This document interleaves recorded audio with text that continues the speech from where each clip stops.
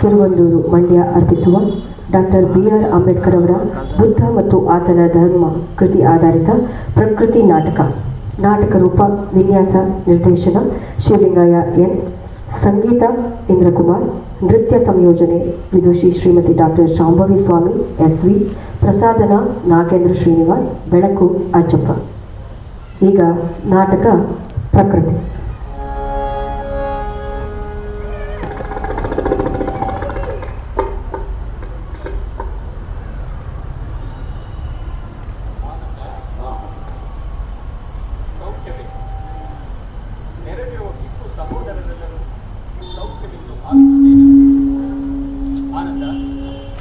ವಿಶೇಷವಾಗಿ ಕೇಳುವಂತಹ ವಿಷಯಗಳೇನ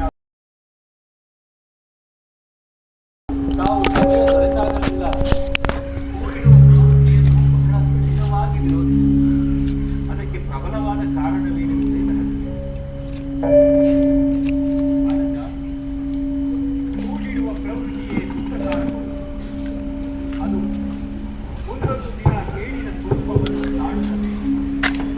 ಇದೊಂದು ವಿಷಕಾರಿ ಸರಪಳಿ ಇದ್ದಂತೆ ದುರಾಸೆಯೇ ಲೋಭಕ್ಕೆ ಕಾರಣವಾಗುತ್ತದೆ ಮತ್ತು ಲಾಭದ ಹುಡುಕಾಟಕ್ಕೆ ಕಾರಣವಾಗುತ್ತದೆ. ಅದು ಹೇಗೆ ಗುರುದೇವ? ಲಾಭದ ಹುಡುಕಾಟವು ಆಸೆ ಮತ್ತು ಸಂಪತ್ತುಗಳ ಹುಡುಕಾಟಕ್ಕೆ ಕಾರಣವಾಗುತ್ತದೆ ಅಲ್ಲವೇ? ಹೌದು ಗುರುದೇವ. ಆಸೆ ಮತ್ತು ಭಾವೋದ್ವೇಗವು ಹಠಮಾರಿತನಕ್ಕೆ ಕಾರಣವಾಗುತ್ತವೆ. ಹೆಚ್ಚು ಹೆಚ್ಚು ಗಳಿಸುವ ಆಸ್ತಿ ಸಂಪತ್ತುಗಳಿಂದ ದುರಾಸೆಯ ಸ್ವರೂಪಕ್ಕೆ ನಾಂದಿಯಾಡುತ್ತದೆ ಅಲ್ಲವೇ? ಹೌದು ಗುರುದೇವ. ಭೀತಿ ಇಲ್ಲದೆ ಗಳಿಸಿದ ಧನ ಸಂಪತ್ತು, ಭೂ ಸಂಪತ್ತು, ಗೃಹ ಸಂಪತ್ತುಗಳು ಅಧಿಕವಾದಂತೆಲ್ಲ ಅವುಗಳನ್ನು ಕಾಪಾಡಿಕೊಳ್ಳುವ ಮನೋಭಿಲಾಷೆಯನ್ನು ಹುಟ್ಟುಹಾಕುತ್ತದೆ ಅಲ್ಲವೇ? ಹೌದು ಗುರುದೇವ. ಹೇರಳವಾಗಿ ಗಳಿಸಿದ ಈ ಎಲ್ಲ ಸಂಪತ್ತುಗಳನ್ನು ಉಳಿಸಿಕೊಳ್ಳುವ ಹಾಗೂ ಅವುಗಳ ಒಡೆತನವನ್ನು ರಕ್ಷಿಸಿಕೊಳ್ಳುವ ಅನೇಕ ಕೆಡುಕಿನ ಕೃತ್ಯಗಳಿಗೆ ಕಾರಣವಾಗುತ್ತದೆ. ಅವುಗಳಿಂದ ಅಧಿಕಾರ, ಅಂತಸ್ತು, ಅಸೂಯೆ, ಕ್ರೋಧ, ಕ್ರೌರ್ಯ, ಹಿಂಸೆಗಳಿಗೆ ಎಡೆಮಾಡಿಕೊಡುತ್ತದೆ. ಕೊನೆಯದಾಗಿ ರಕ್ತಪಾತದಂತಹ ಭೀಕರ ಕೃತ್ಯದೊಂದಿಗೆ ಅಂತ್ಯವಾಗುತ್ತದೆ. ಆಸೆಯೇ ದುಃಖದ ಮೂಲವಾಗಿದೆ. ಗುರುದೇವ, ಪೂರ್ವದಲ್ಲಿ ಕಪಿಲವತ್ತು ಸಾಮ್ರಾಜ್ಯದ ರಾಜಕುಮಾರರಲ್ಲಿ ನಾನೂ ಒಬ್ಬನಾಗಿದ್ದೆ. ಆದರೆ ಇಂದು ತಮ್ಮಲ್ಲಿ ದೀಕ್ಷೆಯನ್ನು ಪಡೆದು ಭಿಕ್ಕುವಾಗಿದ್ದೇನೆ. ತಮ್ಮ ಇಂದಿನ ದಿವ್ಯ ಸಂದೇಶಗಳು ಮತ್ತೊಮ್ಮೆ ನನಗೆ ಅದ್ಭುತವಾದ ಮಾರ್ಗದರ್ಶನವನ್ನು ಮಾಡಿದೆ ಗುರುದೇವ. ಪೂಜ್ಯರೇ, ಇನ್ನು ಮುಂದೆ ಚಿನ್ನಾಭರಣಗಳನ್ನು ಕೇವಲ ವಸ್ತುವನ್ನಾಗಿಯೇ ಕಾಣುತ್ತೇನೆ. ಭವ್ಯ ಬಂಗಲೆ ಸೌಧಗಳನ್ನು ರಕ್ಷಣೆ ನೀಡುವ ನೆಲೆಯನ್ನಾಗಿಯೇ ಕಾಣುತ್ತೇನೆ. ಒಡೆತನದ ಭೂ ಸಂಪತ್ತು ಅನ್ನ ಆಹಾರ ನೀಡುವ ಅರಣ್ಯ ಸಂಪತ್ತೆಂದೇ ಭಾವಿಸುತ್ತೇನೆ. ಆನಂದ, ಮನುಷ್ಯರು ಗಳಿಸಬೇಕಾದ್ದು ಧನ ಕನಕ ವಜ್ರ ವೈಡೂರ್ಯಗಳಲ್ಲ, ಆಸ್ತಿ ಸಂಪತ್ತು ಅಲ್ಲ, ಅಧಿಕಾರ ಅಂತಸ್ತು ಅಲ್ಲ. ಪ್ರೀತಿ, ಕರುಣೆ, ಮೈತ್ರಿಯಿಂದ ಕೂಡಿದ ಧಮ್ಮ ಸಂಪತ್ತು. ಮನುಷ್ಯರ ನಡುವಿನ ಪ್ರೀತಿಯ ಬಂಧನದಿಂದಾಗಿ ಭಯವು ದುಃಖವು ಉಂಟಾಗುತ್ತದೆ. ವ್ಯಾಮೋಹ ಹಾಗೂ ಇಂದ್ರಿಯ ಲಾಲಸೆಗಳಿಂದಲೂ ಭಯವು ಮತ್ತು ದುಃಖವು ಉಂಟಾಗುತ್ತದೆ. ಯಾರು ಅವುಗಳಿಂದ ಮುಕ್ತರಾಗುತ್ತಾರೆಯೋ ಅವರಿಗೆ ಭಯವಾಗಲಿ ದುಃಖವಾಗಲಿ ಇರುವುದಿಲ್ಲ. ಶ್ರೀಗಂಧದ ಪರಿಮಳ, ಮಲ್ಲಿಗೆಯ ಪರಿಮಳ, ಸುಗಂಧದ ಹೂವಿನ ಪರಿಮಳವನ್ನು ಮೀರಿಸುವ ಶಕ್ತಿ ಇರುವುದು ಮಾನವನ ಸದ್ಗುಣ ಸಂಪನ್ನತೆಗಳಿಗೆ ಮಾತ್ರ. ಸಾಧು ಸಾಧು ಸಾಧು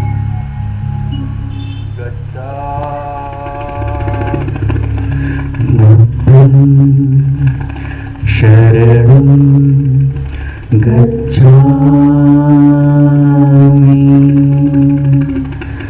ಧಮ್ಮಂ ಶರಣಂ ಗಚ್ಛಾಮಿ ಸಂಘಂ ಶರಣಂ ಗಚ್ಛಾಮಿ. ಭವತು ಭಿಕ್ಷಾಂ ದೇಹಿ.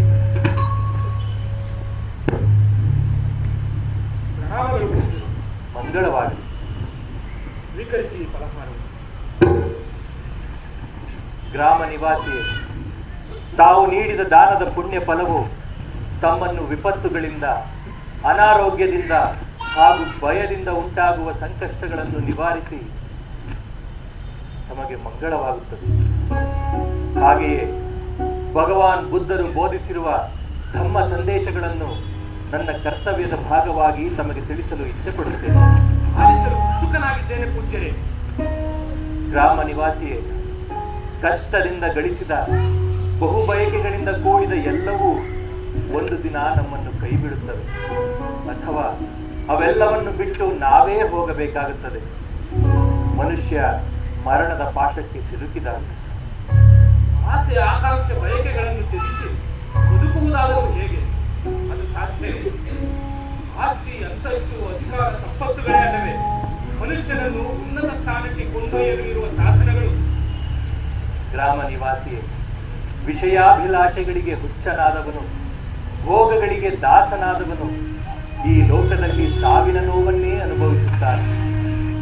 ದೀಪದ ಹುಳುಗಳು ಬೆಳಕಿನ ಆಕರ್ಷಣೆಗೆ ಸಿಲುಕಿ ಬೆಂಕಿಯಲ್ಲೇ ಬಿದ್ದು ನಾಶ ಹೊಂದುವಂತೆ, ಮಾಂಸದ ತುಂಡಿಗೆ ಆಸೆಪಟ್ಟ ಮೀನು ಗಾಳವನ್ನೇ ನುಂಗಿ ಹಸು ನೀಗುವಂತೆ, ಬಹು ಬಯಕೆಗಳೇ ಸೌಖ್ಯಗಳೆಂದು ಬಗೆದವರಿಗೂ ಮರುಕ್ಷಣದಲ್ಲೇ ದುಃಖ ಆವರಿಸಿಕೊಳ್ಳುತ್ತದೆ.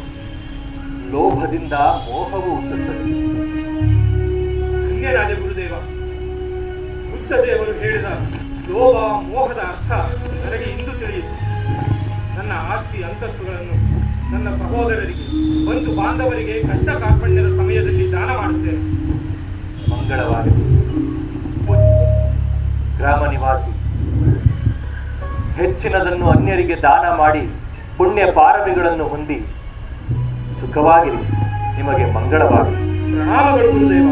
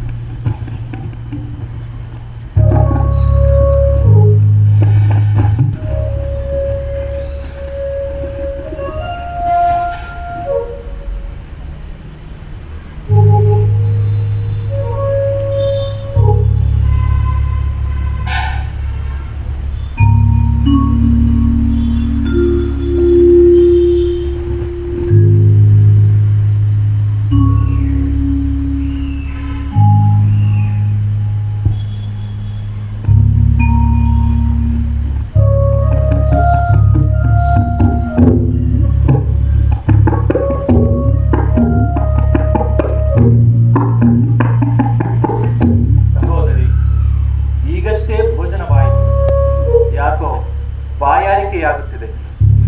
ತಮ್ಮ ಅಭ್ಯಂತರವಿಲ್ಲದಿದ್ದರೆ ಸ್ವಲ್ಪ ಕುಡಿಯಲು ನೀರನ್ನು ನೀಡುವೆಯಾ? ಕ್ಷಮಿಸಿ, ಪೂಜ್ಯರಾಗತ್ಮಗೆ ಕುಡಿಯಲು ನೀರನ್ನಾಗಲಿ ಉಣ್ಣಲು ಆಹಾರವನ್ನಾಗಲಿ ನಾವು ನೀಡುವಂತಿಲ್ಲ. ಅಷ್ಟೇ ಅಲ್ಲ, ನಾವು ತಮ್ಮ ಬಳಿ ಸುಡಿಯಲು, ಏಕೆಂದರೆ ನಾನು ಚಾಂಡಾಲ ಕುಲದವಳು. ಸಹೋದರಿ, ನಾನು ಕೇಳಿದ್ದು ಕುಡಿಯಲು ನೀರನ್ನು, ನಿನ್ನ ಕುಲವನ್ನಲ್ಲ. ನೋಡು ಕುಮಾರಿ, ನಾನು ಒಬ್ಬ ಬಿಕ್ಕು. ನನಗೆ ಯಾವ ಜಾತಿಯೂ ಇಲ್ಲ, ಯಾವ ಕುಲವೂ ಇಲ್ಲ. ನಮಗಿರುವುದು ಒಂದೇ ಜಾತಿ, ಮನುಷ್ಯ ಜಾತಿ. ಆತಂಕ ಬಿಡು, ಕುಡಿಯಲು ನೀರನ್ನು ಕೊಡು.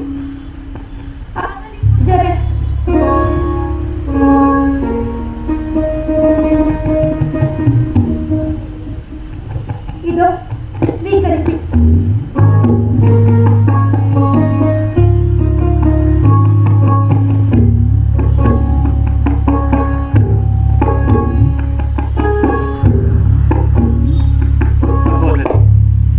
ಕುಡಿಯಲು ನೀರನ್ನು ನೀಡಿದ್ದಕ್ಕೆ ನನ್ನ ಕೃತಜ್ಞತೆಗಳು.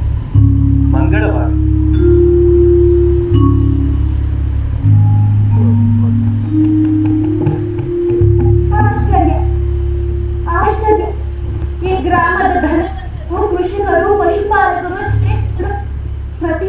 ನಮ್ಮನ್ನು ಕಂಡು ಚಾಂಡಾಲರು ಮಾಂತಕರು ಕೀಳು ಎಂದು ಹೇಳಿ ದೌರ್ಜನ್ಯದಿಂದ ದೂರ ತಪ್ಪಿಸುವರೇ ಇಲ್ಲ.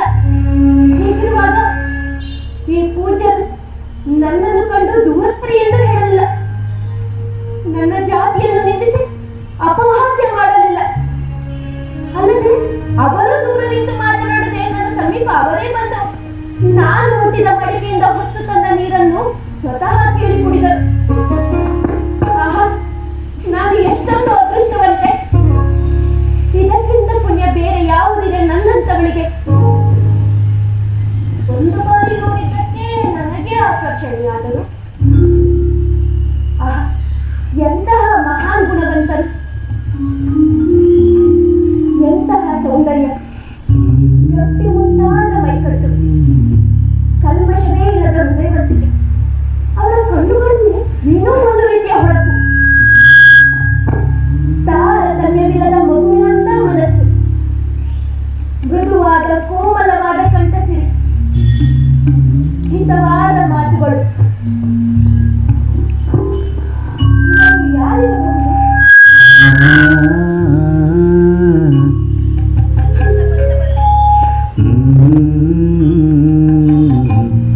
ಈಗ ಅವರು ಎಲ್ಲಿರಬಹುದು? ಪ್ರಕೃತಿ, ಪ್ರಕೃತಿ. ನೀರು ಮತ್ತು ಆಗಲೇ ನದಿಗೆ ಹೋದವಳು ಇನ್ನು ಬರಲಿಲ್ಲ. ಪ್ರಕೃತಿ, ಪ್ರಕೃತಿ, ನೀನ್ ಇಲ್ಲಿರುವೆಯಾ? ಪ್ರಕೃತಿ, ಪ್ರಕೃತಿ, ಪ್ರಕೃತಿ. ಅಮ್ಮ, ಇಲ್ಲಿ ನಿಂತು ಏನು ಮಾಡುತ್ತಿರುವೆ? ನೀನು ನದಿಗೆ ಹೋಗಿ ಎಷ್ಟು ಹೊತ್ತಾಯಿತು? ಏನು ಯೋಚಿಸುತ್ತಿರುವೆ ಮಗಳೇ? ಏನೂ ಇಲ್ಲ ಅಮ್ಮ, ನಡಿ ಹೋಗೋಣ.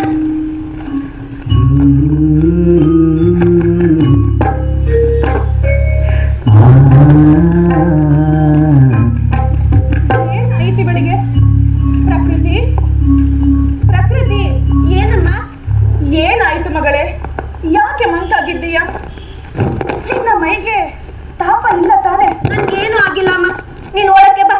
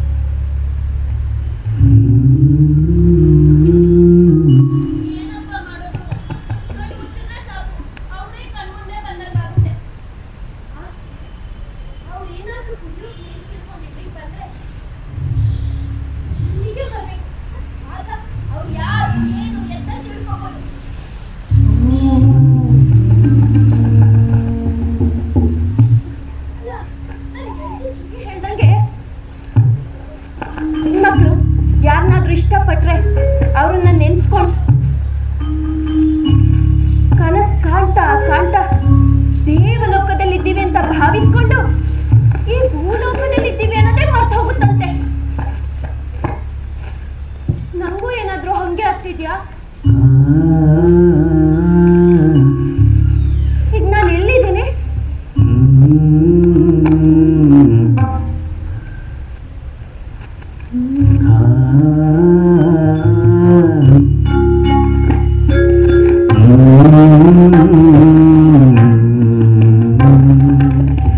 ಮರ್ಯದ ಕನ್ನೆಯಲ್ಲಿ ಪ್ರೇಮ ಚಿಗುರಿ ಮಲ್ಲಿಗೆಯು ಬಳ್ಳಿ ಹೂವು ಹರಳಿ ಅರೆಯದ ಕನ್ನೆಯಲ್ಲಿ ಪ್ರೇಮ ಚಿಗುರಿ ಮಲ್ಲಿಗೆಯು ಬಳ್ಳಿ ಹೂವು ಹರಳಿ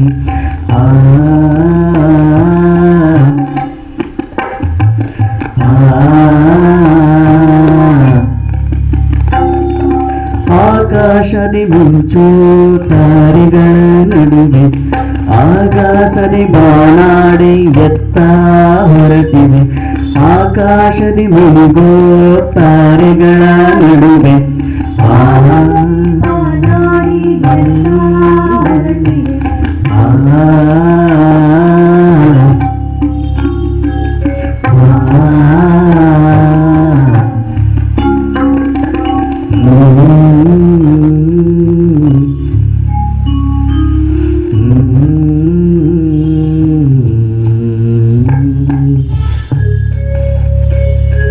ಬೆಳಗಿಹನು ಎನ್ನ ಚಂದ ಮಾಮ ಬೆಳಗಿಹನು ಎನ್ನ ಚಂದ ಮಾಮ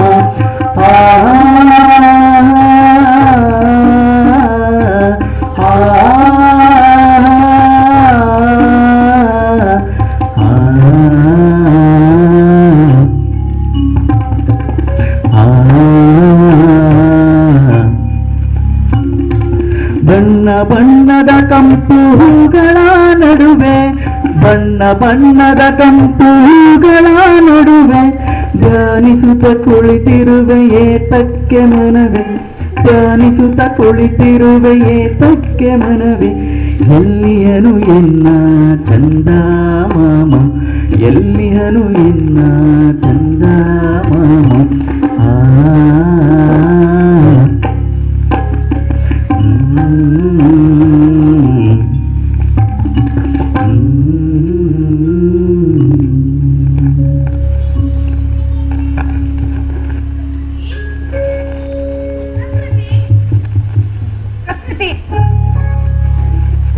ಮಗಳೇ ಪ್ರಕೃತಿ, ಏನಮ್ಮ ಏನ್ ಮಾಡುತ್ತಿರುವೆ?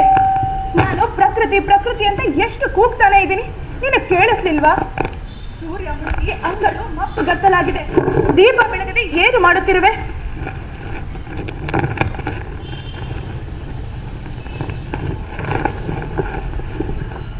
ಪ್ರಕೃತಿ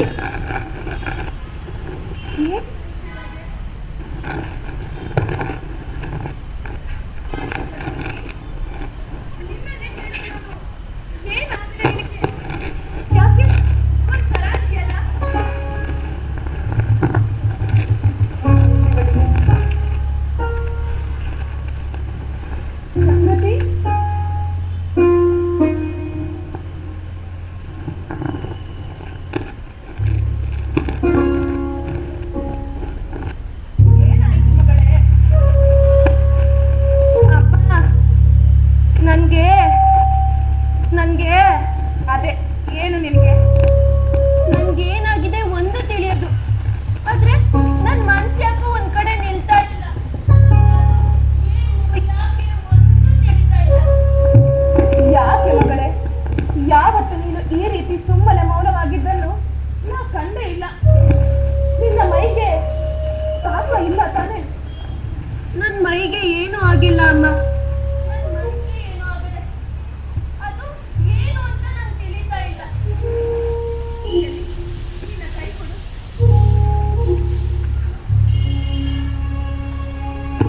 ಹೇಳು. ಯಾರಾದರೂ ಯುವಕನನ್ನು ನೋಡಿ ಅವನ ಮೋಹಕ್ಕೆ ಒಳಗಾಗಿರುವೆಯಾ?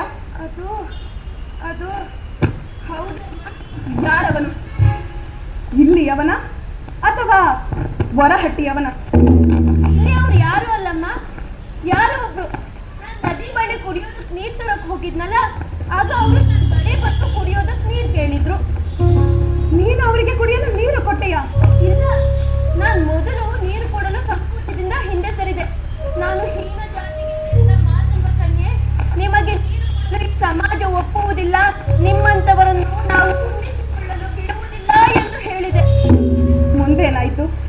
ಅದಕ್ಕೆ ಅವರು, ನಾನು ಕುಡಿಯಲು ನೀರು ಕೇಳಿದ್ದು ನಿನ್ನ ಜಾತಿಯನ್ನಲ್ಲ, ಸಂಕೋಚ ಪಡಬೇಡ, ನನ್ನ ಬಾಳಿಸಲು ನೀರು ಕೊಟ್ಟು ಸಹಕರಿಸು ಎಂದರು. ಆಗ ನಾನು ನನ್ನ ಅಂಜಿಕೆ ತೊರೆಯದು ಕುಡಿಯಲು ನೀರು ಸುರಿದೆ. ಅವರ ಗುಣ ನನಗೆ ಬಹಳ ಮೆಚ್ಚುಗೆಯಾಯಿತು. ಅವರನ್ನು ಬಿಟ್ಟು ನಾನು ಬೇರೆ ಯಾರನ್ನು ವರಿಸಲಾರೆ.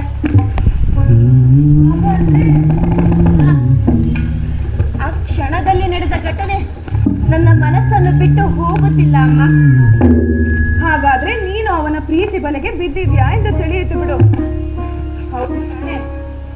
ಹಾ ಅಮ್ಮ. ಅಮ್ಮ, ನಾನು ನಿನ್ನಲ್ಲಿ ಬೇಡಿಕೊಳ್ಳುತ್ತೇನೆ, ಹೇಗಾದರೂ ಅವರನ್ನು ಭೇಟಿ ಮಾಡಿ ನನ್ನನ್ನು ವರಿಸುವಂತೆ ಅವರ ಮನವೊಲಿಸುವೆಯಾ? ಆಯ್ತು. ನೀನು ಅವರನ್ನು ಈ ಹಿಂದೆ ಎಲ್ಲಿಯಾದರೂ ನೋಡಿದ್ದೆಯಾ? ನೋಡಲು ಹೇಗಿದ್ದಾರೆ? ಅವರು ಈ ಗ್ರಾಮ ನಿವಾಸಿಯೇ ಅಥವಾ ಪ್ರವಾಸಿಗರೇ? ಅವರು ಯಾರು ಎಂದು ನನಗೂ ತಿಳಿಯದು. ಆದರೆ ನೋಡಲು ಎತ್ತರವಾಗಿದ್ದರು. ಅವರ ಕಣ್ಣುಗಳಲ್ಲಿ ಏನೋ ಒಂದು ರೀತಿಯ ಹೊಳಪು. ಅವರ ಮನಸ್ಸು ತುಂಬಾ ಮೃದು. ಅವರು ತೊಟ್ಟಿದ್ದ ಉಡುಗೆ ಕಷಾಯ ವಸ್ತ್ರವಾಗಿದ್ದರು. ಎತ್ತರವಾಗಿದ್ದರು, ಪ್ರಶಾಂತವಾಗಿದ್ದರು, ಕಷಾಯ ವಸ್ತ್ರಧಾರಿಯಾಗಿದ್ದರು ಎಂದರೆ ಹಾ, ಪೂಜ್ಯ ಆನಂದರೇ ಇರಬೇಕು. ಏನು? ಅವರ ಹೆಸರು ಆನಂದರೇ? ಆಹಾ, ಈ ಹೆಸರು ಕೇಳಲು ಎಷ್ಟು ಆನಂದವಾಗಿದೆ. ಅವ್ರು ನಿನಗೆ ಮೊದಲೇ ಗೊತ್ತೇ? ಹಾಗಾದ್ರೆ ಒಳ್ಳೇದೇ ಆಯ್ತು ಬಿಡು ಅಮ್ಮ. ಈ ಕೂಡಲೇ ತಡೆ ಮಾಡದೆ ಹೋಗಿ ಅವರನ್ನು ನನ್ನನ್ನು ವರಿಸುವಂತೆ ಮನವೊಲಿಸುವೆಯಾ? ಅದು ಹೇಗೆ ಸಾಧ್ಯ ಮಗಳೇ? ಪೂಜ್ಯ ಆನಂದರು ಭಗವಾನ್ ಪ್ರವಚನ ಮಾಡುವಾಗ ದೂರದಿಂದಲೇ ನೋಡಿದ್ದೇನೆ. ಭಗವಾನ್ ಬುದ್ಧರ ಆಪ್ತ ಶಿಷ್ಯರಲ್ಲಿ ಅವರು ಒಬ್ಬರು. ಅಲ್ಲದೆ ಸರ್ವ ಸಂಘ ಪರಿತ್ಯಾಗಿಗಳು. ಅಂತಹ ಭಿಕ್ಷು ಶ್ರೇಷ್ಠರನ್ನು ಸಂಸಾರಕ್ಕೆ ಕರೆದು ತರುವುದು ಸಾಧ್ಯವಿಲ್ಲ. ಈ ನಾಡು ನಮ್ಮನ್ನು ಹೀನ ಕುಲದವರೆಂದು ಎಷ್ಟೊಂದು ಕೀಳಾಗಿ ಕಾಣುತ್ತಾರೆ ಎಂಬುದು ನಿನಗೆ ತಿಳಿಯದ ವಿಷಯವೇ? ಬೆಂಕಿಯೊಂದಿಗೆ ಸರಸವಾಡುವುದು ತರವಲ್ಲ. ಅವರು ಮಹಾನ್ ಯೋಗಿಗಳಾಗಿರುವುದರಿಂದಲೇ ನೀನು ಮುಟ್ಟಿದ ಮಡಿಕೆಯಿಂದ ತಂದ ನೀರನ್ನು ಪ್ರೀತಿಯಿಂದ ಯಾವುದೇ ಭೇದ ಭಾವವಿಲ್ಲದೆ ಕುಡಿದಿದ್ದಾರೆ. ಅವರ ಸೇವೆ ಮಾಡಿದ ನೀನೇ ಪುಣ್ಯವಂತೆ, ನೀನೇ ಪುಣ್ಯವಂತೆ ಮಗಳೇ. ಹೌದಮ್ಮ, ನಮ್ಮ ಕುಲವನ್ನು ನಿಂದಿಸದೆ ನನ್ನಿಂದ ನೀರನ್ನು ಸ್ವೀಕರಿಸಿ ಕುಡಿದಿದ್ದಾರೆ ಎಂದರೆ ನನ್ನಲ್ಲೂ ಪ್ರೀತಿ ತೋರುತ್ತಾರೆ. ನಮ್ಮಂತವರನ್ನು ಕಂಡು ಸಿಡುಕದೆ ಅಪಮಾನಿಸದೆ ಕರುಣೆ ತೋರಿದ್ದಾರೆ ಎಂದರೆ ನನ್ನನ್ನು ವರಿಸಲು ಕರುಣೆ ತೋರಿ ಪ್ರೀತಿ ತೋರುತ್ತಾರೆ. ಅಮ್ಮ, ನಿನ್ನಲ್ಲಿ ಬೇಡಿಕೊಳ್ಳುತ್ತೇನೆ, ಅವರನ್ನು ನನ್ನನ್ನು ವರಿಸುವಂತೆ ಮಾಡು. ಅವರನ್ನಲ್ಲದೆ ನಾನು ಬೇರೆ ಯಾರನ್ನು ವರಿಸಲಾರೆ. ಮಗಳೇ, ಅವರು ನಿನ್ನೊಡನೆ ಆಡಿದ ಮಾತುಗಳು ಯಾವುದೇ ಪ್ರೇಮ ಭಾವದ ಬಯಕೆಯಿಂದ ಕೂಡಿದ್ದಲ್ಲ. ನಮ್ಮನ್ನು ಮನುಷ್ಯರು ಎಂದು ಕರುಣಿಸಿ ನುಡಿದ ತಾಯಿಯ ಮಾತುಗಳು. ಅದನ್ನು ನೀನು ತಪ್ಪಾಗಿ ಅರ್ಥ ಮಾಡಿಕೊಳ್ಳಬೇಡ. ಈ ವಿಷಯವನ್ನು ಇಲ್ಲಿಗೆ ಬಿಟ್ಟು ಬಿಡು. ಈ ನನ್ನ ಮಾತು ನಿನ್ನ ಶ್ರೇಯಸ್ಸಿಗಾಗಿ, ನಿನ್ನ ಒಳಿತಿಗಾಗಿ. ಅಮ್ಮ, ನೀನು ಏನು ಹೇಳಿ ನನ್ನ ಆಸೆಗೆ ತಣ್ಣೀರು ಸುರಿಯಬೇಡ. ಅವರಿಗೆ ಇಷ್ಟವಿರಲಿ ಇಲ್ಲದಿರಲಿ, ನಾನು ಅವರನ್ನೇ ವರಿಸಲೇಬೇಕು. ಅದಕ್ಕೆ ಕರಗತ ಮಾಡಿಕೊಂಡಿರುವ ಯಕ್ಷಿಣಿ ವಿದ್ಯೆಯನ್ನು ಉಪಯೋಗಿಸಿ ನನ್ನನ್ನು ವರಿಸುವಂತೆ ಮಾಡು. ಇಲ್ಲವಾದರೆ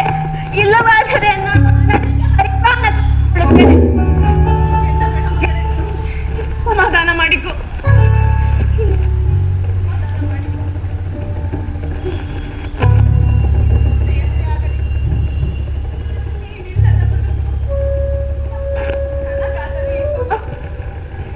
ನೀನೇ ನನ್ನ ಸರ್ವಸ್ವ. ನಿನಗಾಗಿ, ನಾನು ಕಲಿತ ಎಲ್ಲ ಯಕ್ಷಿಣಿ ವಿದ್ಯೆಯನ್ನು ಅವರ ಮೇಲೆ ಪ್ರಯೋಗಿಸುವೆ. ನಾಳೆ ಅವರನ್ನು ಭೇಟಿ ಮಾಡಿ ನಮ್ಮ ಕುಟೀರಕ್ಕೆ ಭೋಜನ ಸ್ವೀಕರಿಸಲು ಬರಬೇಕೆಂದು ನಿನ್ನ ಅದೃಷ್ಟವಿದ್ದಂತ.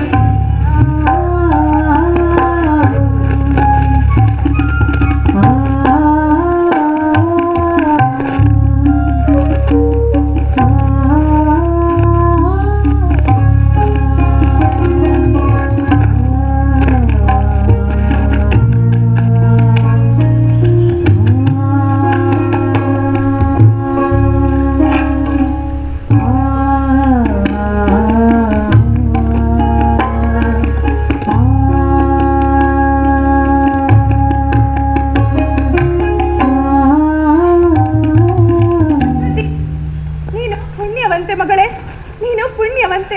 ಅಮ್ಮ, ಆ ಸನ್ಯಾಸಿಯನ್ನು ಭೇಟಿ ಮಾಡಿದೆಯಾ? ಅವರಿಗೆ ನನ್ನ ಲಗ್ನದ ವಿಚಾರ ತಿಳಿಸಿದ್ದಾರೆ. ಅವರು ಒಪ್ಪಿಕೊಂಡರೆ ಸಮಾಧಾನ ಮಾಡಿಕೋ. ನನ್ನ ಪ್ರಶ್ನೆಗೆ ಉತ್ತರ ಕೊಡು ಅಮ್ಮ. ಮೊದಲು ನನಗೆ ಮಾತನಾಡಲು ಬಿಡು ಮಗಳೇ. ನಿನ್ನ ಆಶಯದಂತೆ ನಾನು ಆ ಬಿಕ್ಕು ಆನಂದರನ್ನು ಭೇಟಿಯಾಗಿ ನಮ್ಮ ಕುಟೀರಕ್ಕೆ ಭೋಜನ ಸ್ವೀಕರಿಸಲು ಬರಬೇಕೆಂದು ಆಹ್ವಾನಿಸಿದ್ದೇನೆ. ಹಿಂದೆ ಅವರು ಇಲ್ಲಿಗೆ ಬರುತ್ತಾರೆ. ಇನ್ನೇನು ಕೆಲವೇ ಕ್ಷಣಗಳಲ್ಲಿ ಆಗಮಿಸುವರು. ಓ, ನೀನಾಗಲೇ ಅಲಂಕಾರ ಮಾಡಿಕೊಂಡು ಅವರ ಬರುವಿಕೆಗಾಗಿ ಕಾಯುತ್ತಿರುವೆಯಾ? ಅಲಂಕಾರವಷ್ಟೇ ಅಲ್ಲ ಅಮ್ಮ, ನಾನು ಈಗಾಗಲೇ ಅವರಿಗೆ ಭೋಜನದ ವ್ಯವಸ್ಥೆಯನ್ನು ಮಾಡಿರುವೆ. ಮಗಳೇ, ನೀನು ಈ ಉಡುಗೆ ತೊಡುಗೆಯಲ್ಲಿ ಎಷ್ಟೊಂದು ಸುಂದರವಾಗಿ ಕಾಣುತ್ತಿರುವೆ ಗೊತ್ತಾ? ನನ್ನ ದೃಷ್ಟಿಯೇ ನಿನಗೆ ತಾಗುತ್ತದೆ. ಹೋಗು ಮಗಳೇ, 2 ತಟ್ಟೆಗೆ ಬಾಳೆ ಎಲೆ ಹಾಸಿ ಒಂದರಲ್ಲಿ ನೀನು ಮಾಡಿದ ತಿಂಡಿಗಳನ್ನು ಮತ್ತೊಂದರಲ್ಲಿ ಹಣ್ಣು ಹಂಪಲುಗಳನ್ನು ಸಿದ್ಧ ಮಾಡಿಕೋ. ಇನ್ನೇನು ಸಮಯವಾಯಿತು. ಹಾಗೆ ಆಗಲಿ ಅಮ್ಮ.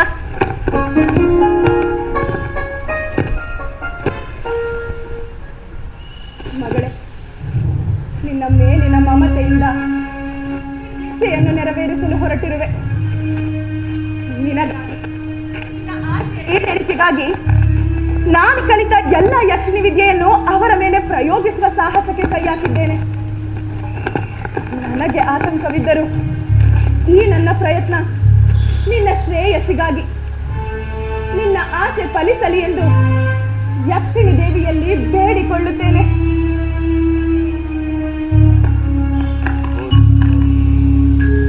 ಶರಣಂ ಗಚ್ಛಾಮಿ,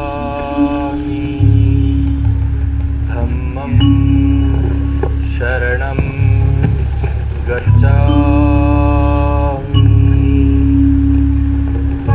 ಪ್ರಣಾಮಗಳು ಗುರುದೇವ. ಹೀಗೆ ದಯಮಾಡಿಸಿ.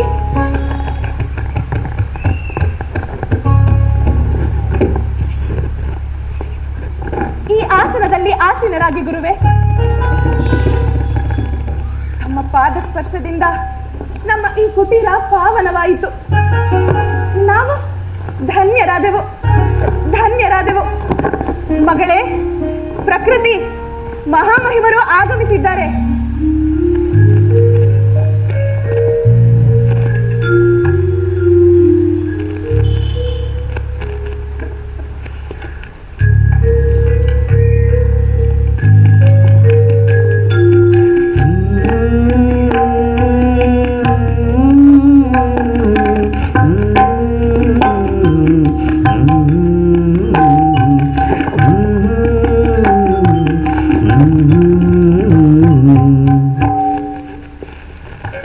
ತಾಯಿ, ತಮಗೆ ಭಗವಾನ್ ಬುದ್ಧರು ಮಂಗಳವನ್ನುಂಟು ಮಾಡಲಿ. ಬಿಕ್ಕುಗಳಿಗೆ ನೀಡಿದ ಭೋಜನದ ಫಲವು ತಮಗೆ ದೊರೆಯಲಿ. ಹಾಗೆಯೇ ಭಗವಾನರ ಧಮ್ಮ ಸಂದೇಶಗಳನ್ನು ನನ್ನ ಕರ್ತವ್ಯದ ಭಾಗವಾಗಿ ತಮಗೆ ತಿಳಿಸಲು ಅನುಮತಿ ನೀಡಿ. ಮಹಾಮಹಿಮರಾದ ತಾವು ನಮ್ಮಂತವರ ಕುಟೀರಕ್ಕೆ ಬಂದು ಭೋಜನ ಸ್ವೀಕರಿಸಿದ್ದಕ್ಕಾಗಿ ನನ್ನ ಕೃತಜ್ಞತೆಗಳು. ತಮ್ಮ ಸಂದೇಶಗಳನ್ನು ಕೇಳಲು ನಾವು ಉತ್ಸುಕರಾಗಿದ್ದೇವೆ. ಆದರೆ ಪೂಜ್ಯರೇ, ಅದಕ್ಕೂ ಮುನ್ನ ತಾವು ನಮ್ಮ ಬೇಡಿಕೆಯನ್ನು ದಯಪಾಲಿಸಬೇಕೆಂದು ನನ್ನ ಮನವಿ. ತಾಯಿ, ತಮ್ಮ ಬೇಡಿಕೆಯು ಪ್ರಾಪಂಚಿಕ ಸಂಬಂಧವಾದ ವಿಷಯ ಸುಖದ ಬಂಧನಕ್ಕೊಳಪಡದಿದ್ದರೆ ಖಂಡಿತವಾಗಿಯೂ ತಮ್ಮ ಆಶಯಕ್ಕೆ ಮಾರ್ಗದರ್ಶನ ಮಾಡಲು ನಾನು ಸಮರ್ಥನಿರುವೆ. ಪೂಜ್ಯರೇ, ಇವಳು ನನ್ನ ಮಗಳು. ಪ್ರಕೃತಿ ಇವಳ ಹೆಸರು. ಒಬ್ಬಳೇ ಮಗಳು. ಬಹಳ ಪ್ರೀತಿಯಿಂದ ಬೆಳೆಸಿದ್ದೇನೆ. ಇವಳೇ ನನ್ನ ಸರ್ವಸ್ವ. ಈ ನಾಡು ನಮ್ಮನ್ನು ಹೀನ ಕುಲದವರೆಂದು ಜರಿಯುತ್ತಾರೆ. ಆದರೆ ನನ್ನ ಮಗಳು ರೂಪದಲ್ಲಿ ಗುಣದಲ್ಲಿ ಸಿರಿವಂತೆ. ಹೀಗೆ ಕೆಲವು ದಿನಗಳ ಹಿಂದೆ ನನ್ನ ಮಗಳು ನದಿಯಿಂದ ಮನೆಗೆ ನೀರನ್ನು ತುಂಬಿಸಿಕೊಂಡು ಬರುವಾಗ ತಾವು ತಮ್ಮ ಬಾಯಾರಿಕೆಯನ್ನು ನಿವಾರಿಸಿಕೊಳ್ಳಲು ತಾವೇ ಸ್ವತಃ ಬಂದು ನೀರನ್ನು ಕೇಳಿ ಕುಡಿದಿರಂತೆ. ನಮ್ಮ ಜಾತಿಯವರು ಮೇಲ್ಜಾತಿಯವರನ್ನು ಮುಟ್ಟಿಸಿಕೊಳ್ಳುವಂತಿಲ್ಲ. ಹಾಗಾಗಿ ತಮಗೆ ನೀರು ಕೊಡಲು ಸಂಕೋಚಪಟ್ಟಾಗ ತಾವು ಯಾವುದೇ ಭೇದ ಭಾವವಿಲ್ಲದೆ ಅವಳಿಂದ ನೀರನ್ನು ಕೇಳಿ ಕುಡಿದಿರೆಂದು ನನಗೆ ಹೇಳಿದಳು. ಅದಕ್ಕೆ ತಮ್ಮ ಕರುಣೆ ತುಂಬಿದ ಮಾತುಗಳಿಗೆ ಮೆಚ್ಚಿ ಅವಳು ತಮ್ಮಲ್ಲಿ ಅನುರಕ್ತಳಾಗಿ ತಾನು ವಿವಾಹವಾಗುವುದಾದರೆ ನಿಮ್ಮನ್ನಲ್ಲದೆ ಬೇರೆ ಯಾರನ್ನು ಆಗುವುದಿಲ್ಲವೆಂದು ಹಠವಿಡಿದು ಕುಳಿತಿದ್ದಾಳೆ. ಅನ್ನ ಆಹಾರ ನಿದ್ರೆ ತೊರೆದು ನನಗೆ ದಿಕ್ಕೆ ತೋಚುತ್ತಿಲ್ಲ. ತಾವು ಅವಳ ಮೇಲೆ ಅನುಕಂಪ ತೋರಿ ತಾವು ತಮ್ಮ ಪತ್ನಿಯನ್ನಾಗಿ ಇವಳನ್ನು ವರಿಸಬೇಕೆಂದು ನಿಮ್ಮಲ್ಲಿ ಬೇಡಿಕೊಳ್ಳುತ್ತೇನೆ. ತಾಯಿ, ನಾನು ಒಬ್ಬ ಬೌದ್ಧ ಭಿಕ್ಕು ಎಂಬುದು ತಮಗೆ ತಿಳಿಯದೆ ಭಗವಾನ್ ಬುದ್ಧರಿಂದ ದೀಕ್ಷೆಯನ್ನು ಪಡೆದು ಬ್ರಹ್ಮಚರ್ಯೆಯನ್ನು ನಿಷ್ಠೆಯಿಂದ ಪಾಲಿಸುತ್ತಾ ಅವರ ಧಮ್ಮ ಸಂದೇಶಗಳನ್ನು ಪ್ರಜೆಗಳಿಗೆ ಹಂಚುತ್ತಾ ಅವರ ಮಾರ್ಗದರ್ಶನದಲ್ಲಿ ಸಾಗುತ್ತಿರುವ ಸನ್ಯಾಸಿ ನಾನು. ದಿನಕ್ಕೆ ಒಂದು ಬಾರಿ ಆಹಾರವನ್ನು ಸ್ವೀಕರಿಸಿ ವರ್ಷಕ್ಕೆ ಒಂದೇ ಚಿವರವನ್ನು ಆಶ್ರಯಿಸಿ ಆಶೆಗಳನ್ನು ವರ್ಜಿಸಿ ಅವರ ಮಾರ್ಗದಲ್ಲಿ ಸಾಗುತ್ತಿದ್ದೇನೆ. ತಾಯಿ, ಎಲ್ಲ ಸ್ತ್ರೀಯರು ನನಗೆ ಮಾತೃಸ್ಥಾನದಲ್ಲಿ ಮತ್ತು ಸಹೋದರಿಯ ಸ್ಥಾನದಲ್ಲಿದ್ದಾರೆ. ಆದ್ದರಿಂದ ನನ್ನನ್ನು ಕ್ಷಮಿಸಿ ತಾಯಿ. ಪೂಜ್ಯರೇ, ನನ್ನ ಮಗಳು ನೀವು ಹೀಗೆ ಹೇಳಿದರೆ ಜೀವಂತವಾಗುವಳಾಗಲು ಅವಳು ಬದುಕುಳಿಯುವುದಿಲ್ಲ. ಅವಳಿಗೆ ತಮ್ಮ ಬಗ್ಗೆ ಅಪಾರ ಪ್ರೀತಿ ಮತ್ತು ಅನುರಾಗ. ನನ್ನನ್ನು ಕ್ಷಮಿಸಿ ತಾಯಿ. ಈ ಒಂದು ವಿಚಾರದಲ್ಲಿ ನಾನು ನಿಮಗೆ ಯಾವ ನೆರವನ್ನೂ ನೀಡಲಾರೆ. ಧಮ್ಮದ ಶೀಲಾಚರಣೆಯಲ್ಲಿ ನಾನು ದೃಢ ಸಂಕಲ್ಪವನ್ನು ಹೊಂದಿರುವೆ.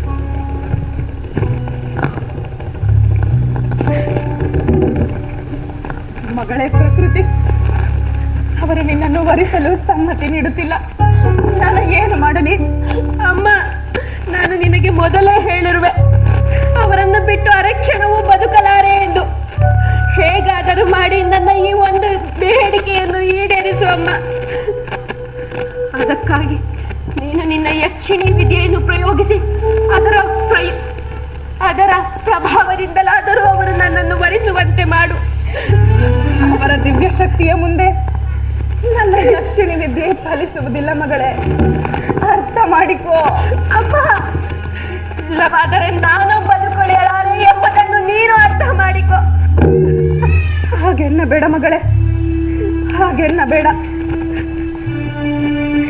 ಮತ್ತೊಮ್ಮೆ ಪೂಜ್ಯರಲ್ಲಿ ವಿನಂತಿಸಿಕೊಳ್ಳುವೆ, ನಿನ್ನ ಅದೃಷ್ಟವಿದ್ದಂತಾಗಲಿ. ಪೂಜ್ಯರೇ, ನನ್ನನ್ನು ಕ್ಷಮಿಸಿ. ತಾವು ನನ್ನ ಮಗಳನ್ನು ವಿವಾಹವಾಗದಿದ್ದರೆ ನನ್ನ ಯಕ್ಷಿಣಿ ವಿದ್ಯೆಗೆ ಸಿದ್ಧರಾಗಿ.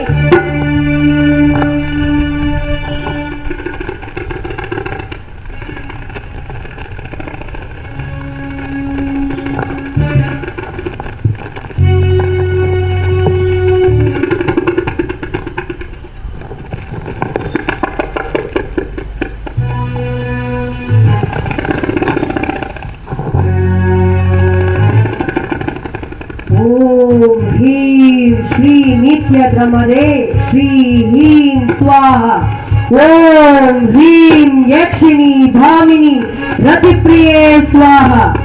ओम अनुरागिणी यक्षकुल ಪ್ರಸೂತೆ ಸ್ವಾಹ ಓಂ ಹ್ರೀಂ ಸರ್ವಕಾಮಿನಿ ಮನೋಹರೇ ಸ್ವಾಹ. ಈಗಲಾದರೂ ಹೇಳು, ನನ್ನ ಮಗಳನ್ನು ವರಿಸುವೆಯೋ ಅಥವಾ ಈ ಅಗ್ನಿಗೆ, ಈ ಜ್ವಾಲೆಗೆ ಆಹುತಿಯಾಗುವೆಯೋ? ಓಂ ಹ್ರೀಂ ರತಿಪ್ರಿಯೇ ಸ್ವಾಹ ಓಂ ಹ್ರೀಂ ಆಗಚ್ಚ ಆಗಚ್ಚ ಕಾಮೇಶ್ವರಿಯೇ ಸ್ವಾಹ ಓಂ ವರಯಕ್ಷಿಣಿ ವರಯಕ್ಷ ವಿಶಾಲಿನಿ ಸ್ವಾಹ ಆಗಚ್ಚ ಆಗಚ್ಚ ಪ್ರಿಯಂ ಮೇ ಭವಂ ಹೈಮೇ ಭವ ಸ್ವಾಹ. ಓ ಯಕ್ಷಿಣಿ ದೇವಿಯೇ, ಈಗಲೇ ಅಗ್ನಿ ದೇವಿಯ ಮನವೊಲಿಸಿ ಈ ಬಿಕ್ಕುವನ್ನು ಈ ಭಯಂಕರ ಜ್ವಾಲೆಯಿಂದ ಆವರಿಸು ಆವರಿಸು ಆವರಿಸು. ಓಂ ಧ್ರೂಂ ಜಗಪತಿಗೆ ಧಾಂ ಹ್ರೀಂ ಶ್ರೀಂ ಸ್ವಾಹ ಓಂ ವಿಕಲೇ ಹೈಂ ಹ್ರೀಂ ಶ್ರೀಂ ಸ್ವಾಹ ಓಂ ಹ್ರೀಂ ಶಂಕರಾಣಿನಿ ಶಂಕರಾಣಿನಿ ಧನ್ಯಂ ಶ್ರೀಂ ಶ್ರೀಂ ಸ್ವಾಹ.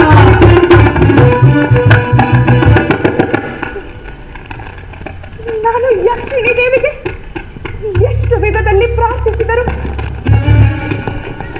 ಅವಳ ಪ್ರಭಾವ ಈ ಮಹಾನುಭಾವನ ಮೇಲೆ ಪ್ರಭಾವವೇ ಬೀರುತ್ತಿಲ್ಲವಲ್ಲ. ನಾನು ಏನು ಮಾಡಲಿ, ನಾನು ಏನು ಮಾಡಲಿ? ಮಗಳೇ ಮಗಳೇ, ನನ್ನಿಂದ, ನನ್ನ ಯಕ್ಷಿಣಿ ವಿದ್ಯೆಯಿಂದ ಈ ಮಹಾನುಭಾವನನ್ನು ವಶಪಡಿಸಿಕೊಳ್ಳಲು ಸಾಧ್ಯವಾಗುತ್ತಿಲ್ಲ. ನನ್ನನ್ನು ಕ್ಷಮಿಸು ಮಗಳೇ, ನನ್ನನ್ನು ಕ್ಷಮಿಸು.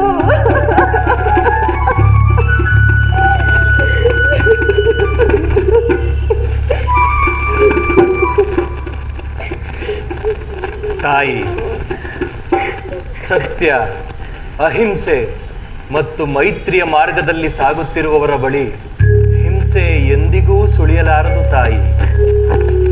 ಸನ್ಮಾರ್ಗದಲ್ಲಿ ನಡೆದು ಸದ್ಗತಿಯನ್ನು ಹೊಂದಿ ಸುಖವಾಗಿರಿ. ನಿಮಗೆ ಮಂಗಳವಾಗಲಿ.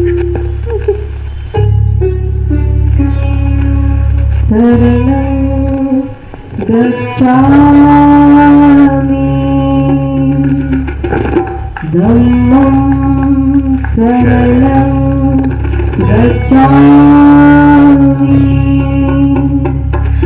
ಸಂಘಂ ಶರಣಂ ಗಚ್ಚಾಮಿ.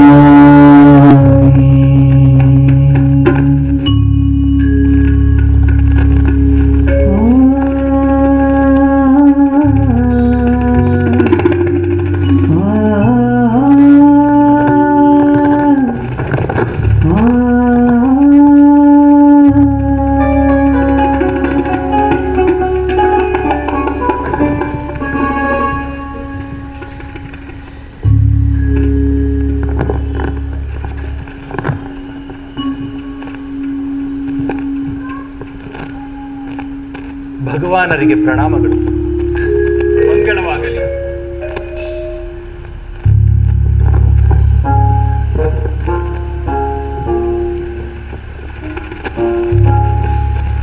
ಆನಂದ, ಯಾರು ಆ ಕನ್ಯೆ? ಗುರುದೇವ, ಆಕೆ ನನ್ನನ್ನೇ ಹಿಂಬಾಲಿಸಿ ಬಂದಿರುವಳು. ಅಲ್ಲಿಯೇ ನಿಂತಳೇಕೆ? ಪೂಜ್ಯರೇ, ಆಕೆ ಇದೇ ಗ್ರಾಮದ ಮಾತಂಗಿ ತಾಯಿಯ ಮಗಳು. ನಾನು ಗ್ರಾಮದೊಳಕ್ಕೆ ಭಿಕ್ಷಾಟನೆಗೆಂದು ಪ್ರವೇಶ ಮಾಡಿದರೆ ಸಾಕು, ನನ್ನನ್ನೇ ಹಿಂಬಾಲಿಸುತ್ತಿದ್ದಾಳೆ. ಏಕೆ? ವಿವಾಹ ಮಾಡಿಕೋ ಎಂದು ಪೀಡಿಸುತ್ತಿದ್ದಾಳೆ. ಎಷ್ಟು ಹೇಳಿದರೂ ಅರ್ಥ ಮಾಡಿಕೊಳ್ಳುತ್ತಿಲ್ಲ ಗುರುದೇವ. ನಿಮ್ಮಲ್ಲಿಯೇ ಯಾರಾದರೂ ಹೋಗಿ ಆ ಮಗುವನ್ನು ಇತ್ತ ಕರೆದುಕೊಂಡು ಬನ್ನಿ.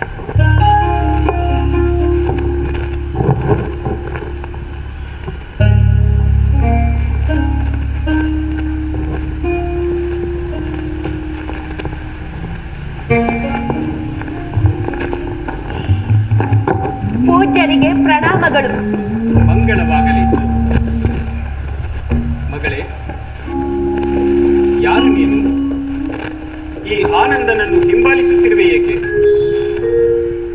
ಪೂಜ್ಯರೇ, ಆನಂದರನ್ನು ಕಂಡರೆ ನನಗೆ ತುಂಬಾ ಇಷ್ಟ. ಮಗಳೇ, ಆನಂದನನ್ನು ಈ ನಗರದ ನಿವಾಸಿಗಳು ಅತ್ಯಂತ ಗೌರವದಿಂದ ಕಾಣುತ್ತಾರೆ. ಅಲ್ಲದೆ ಆನಂದ ನಮ್ಮ ಭಿಕ್ಷು ಸಂಘದ ಪ್ರಮುಖ ಸದಸ್ಯ. ಮೇಲಾಗಿ ಧಮ್ಮ ಸಂಪನ್ನ. ಹೌದು ಪೂಜ್ಯರೇ, ಆದರೆ ಅವರನ್ನು ಗೌರವಿಸುವ ಸಂಪ್ರದಾಯಸ್ಥ ಜನರು ನಮ್ಮನ್ನು ದೂರ ಇಟ್ಟಿದ್ದಾರೆ, ಅಲ್ಲದೆ ಕೀಳಾಗಿ ಕಾಣುತ್ತಾರೆ. ಅವರ ನಿಂದನೆಯ ಮಾತುಗಳು ನಮ್ಮನ್ನು ಅಪಮಾನಕ್ಕೀಡು ಮಾಡುತ್ತವೆ. ಆದರೆ ಆನಂದರು ಅವರಂತವರಲ್ಲ. ನಾನು ಮುಟ್ಟಿದ ಕೊಡದಿಂದ ತಂದ ನೀರನ್ನು ಸ್ವತಃ ಕೇಳಿ ಕುಡಿದಿದ್ದಾರೆ. ಅವರನ್ನು ಕಂಡು ನನಗೆ ಆಕರ್ಷಣೆಯಾಗಿದೆ. ದಯಮಾಡಿ ಅವರೊಂದಿಗೆ ವಿವಾಹ ಮಾಡಲು ಅನುಮತಿ ನೀಡುವಿರಾ? ಮಗಳೇ, ಆನಂದನು ಬ್ರಹ್ಮಶೀಲದಲ್ಲಿ ಬ್ರಹ್ಮಚರ್ಯೆಯಲ್ಲಿ ನಿಷ್ಠನಾಗಿದ್ದಾನೆ. ಅಲ್ಲದೆ ಅರಮನೆಯ ರಾಜವೈಭೋಗವನ್ನು ಶ್ರೀಮಂತಿಕೆಯನ್ನು ಅನುಭವಿಸಿದವನು. ಈಗ ತನ್ನ ಸ್ವಯಂ ನಿರ್ಧಾರದಿಂದ ನಿಸರ್ಗದ ಮಹತ್ವವನ್ನು ಅರಿಯಲು ಹಾಗೂ ಮನುಷ್ಯರ ನಡುವೆ ಇರುವ ತಾರತಮ್ಯಗಳಾದ ಜಾತಿ ತಾರತಮ್ಯ, ಧರ್ಮ ತಾರತಮ್ಯ, ವರ್ಗ ತಾರತಮ್ಯ, ಗಂಡು ಹೆಣ್ಣುಗಳ ನಡುವೆ ಇರುವ ತಾರತಮ್ಯಗಳ ಬಗೆಗೆ ಚಿಂತಿತನಾಗಿ ಧಮ್ಮ ದೀಕ್ಷೆಯನ್ನು ಸ್ವೀಕರಿಸಿದ್ದಾನೆ. ಅವನು ತನ್ನ ಎಲ್ಲ ವೈಭವಗಳನ್ನು ತ್ಯಜಿಸಿ ಈ ಸರಳ ಜೀವನವನ್ನು ಆಯ್ಕೆ ಮಾಡಿಕೊಂಡಿದ್ದಾನೆ. ಅಲ್ಲದೆ ತನ್ನ ತಲೆಯ ಮೇಲಿನ ಕೇಶವನ್ನು ಸಂಪೂರ್ಣವಾಗಿ ತೆಗೆಸಿದ್ದಾನೆ. ನೀನು ಅವನಂತೆಯೇ ನಿನ್ನ ಕೇಶಮುಂಡನ ಮಾಡಿಸಿಕೊಳ್ಳಲು ಸಾಧ್ಯವೇ ಮಗಳೇ? ಆಗಲಿ ಪೂಜ್ಯರೇ, ಈಗಲೇ ಹೋಗಿ ಹಾಗೆ ಬರುತ್ತೇನೆ. ಹುಡುಕಬೇಡ ಮಗಳೇ, ಒಮ್ಮೆ ಆಲೋಚಿಸು. ನೀನು ನಿನ್ನ ತಲೆಯ ಮೇಲಿನ ಕೇಶವನ್ನು ಸಂಪೂರ್ಣವಾಗಿ ತೆಗೆಸಲು ನಿನ್ನ ಮಾತೃಶ್ರೀಯವರ, ನಿನ್ನ ಬಳಗದ, ನಿನ್ನ ಕುಟುಂಬದ ಅನುಮತಿಯನ್ನು ಪಡೆಯುವುದು ಅತ್ಯವಶ್ಯಕವಾಗಿದೆ. ಹುಡುಕಬೇಡ. ಹಾಗೆ ಆಗಲಿ ಪೂಜ್ಯರೇ. ನಾನು ನನ್ನ ತಾಯಿ ಹಾಗೂ ಬಳಗವನ್ನು ಒಪ್ಪಿಸಿ ನನ್ನ ಕೇಶವನ್ನು ಸಂಪೂರ್ಣವಾಗಿ ತೆಗೆಸಿಕೊಂಡು ಬರುತ್ತೇನೆ. ಮಂಗಳವಾಗಲಿ ಮಗಳು.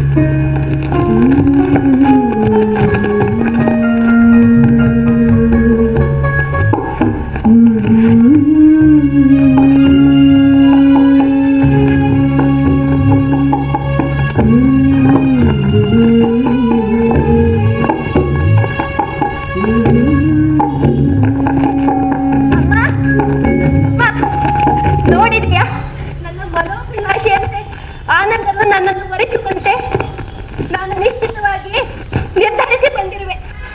ಏನು ಮಗಳೇ, ಏನು ಹೇಳುತ್ತಿರುವೆ? ಅಮ್ಮ, ನೀನು ಸಾಧಿಸಬಾರದನ್ನು ನಾನು ಸಾಧಿಸಿದ್ದೇನೆ. ಭಗವಾನ್ ಬುದ್ಧರು ನಮ್ಮಿಬ್ಬರ ವಿವಾಹಕ್ಕೆ ಒಂದು ಷರತ್ತಿನ ಮೇಲೆ ಒಪ್ಪಿಗೆ ಸೂಚಿಸಿದ್ದಾರೆ. ಅದು ಒಂದೇ ಒಂದು ಸಣ್ಣ ಷರತ್ತು. ಅದಕ್ಕೆ ನಾನು ಸಮ್ಮತಿಸಿದ್ದೇನೆ. ಏನದು ಅವರ ಷರತ್ತು? ಅದು ಒಂದು ಸುಲಭದ ಷರತ್ತು. ಅದಕ್ಕೆ ನಾನು ಒಪ್ಪಿಗೆ ನೀನು ಒಪ್ಪಿಗೆ ನೀಡಿದರೆ ಆನಂದರಂತೆ ನಾನು ನನ್ನ ಕೇಶವನ್ನು ಸಂಪೂರ್ಣವಾಗಿ ತೆಗೆಸಿಕೊಳ್ಳಬೇಕು. ಪ್ರಕೃತಿ, ಏನು ನಿನ್ನ ಹುಚ್ಚುತನ? ನಿನಗೆ ಸ್ವಲ್ಪವೂ ಬುದ್ಧಿ ಇಲ್ಲವೇ? ದಡ್ಡತನದ ತೀರ್ಮಾನ ತೆಗೆದುಕೊಳ್ಳಬೇಡ. ನೀನು ಆ ಬಿಕ್ಕು ಆನಂದರನ್ನು ವಿವಾಹವಾಗಲು ಅವರಂತೆ ನಿನ್ನ ಸಂಪೂರ್ಣ ತಲೆಗೂದಲನ್ನು ತೆಗೆಸುವುದೇ? ಆಗ ನೀನು ಮದುವೆಯಾದಂತೆ ಅಲ್ಲ, ವಿಧವೆಯಾದಂತೆ. ನಿನ್ನ ಈ ತೀರ್ಮಾನದಿಂದ ನಾನು ಸಮಾಜದಿಂದ ದೂರ ಉಳಿಯಬೇಕಾಗುತ್ತದೆ. ಈ ತೀರ್ಮಾನವನ್ನು ಇಲ್ಲಿಗೆ ಬಿಟ್ಟು ನೆಮ್ಮದಿಯಿಂದ ಇರು.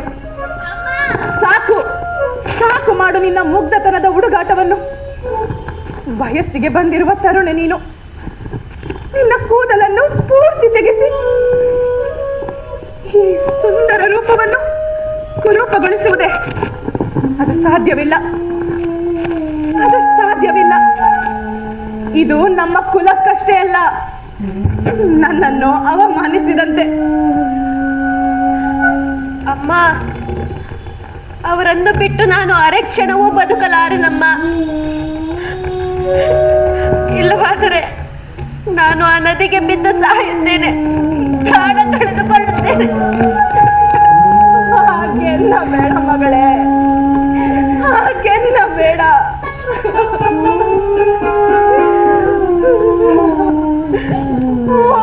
ವಿಧಿಯೇ, ನನ್ನ ಕಂದನನ್ನು ನೀನು ಎತ್ತ ಕೊಂಡೊಯ್ಯುತ್ತಿರುವೆಯೋ? ನಾನರಿಯೇ, ನಾನರಿಯೇ.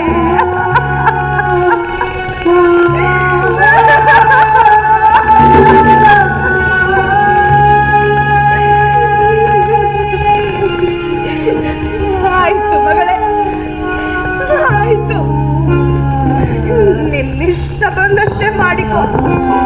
ಹೋಗು ಹೋಗು. ಅಮ್ಮ ಅಮ್ಮ, ನೀನು ದುಃಖಿಸಬೇಡ. ಈ ನಿನ್ನ ಮಗಳು ನಿನಗೆ ಒಳ್ಳೆಯ ಹೆಸರನ್ನೇ ತರುತ್ತಾಳೆ. ಭಗವಾನ್ ಬುದ್ಧರ ಆಶೀರ್ವಾದ ಆಶ್ರಯ ನನಗೆ ಖಂಡಿತವಾಗಿಯೂ ದೊರೆಯುತ್ತದೆ ಅಮ್ಮ. ನೀನು ದುಃಖಿಸಬೇಡ ಅಮ್ಮ.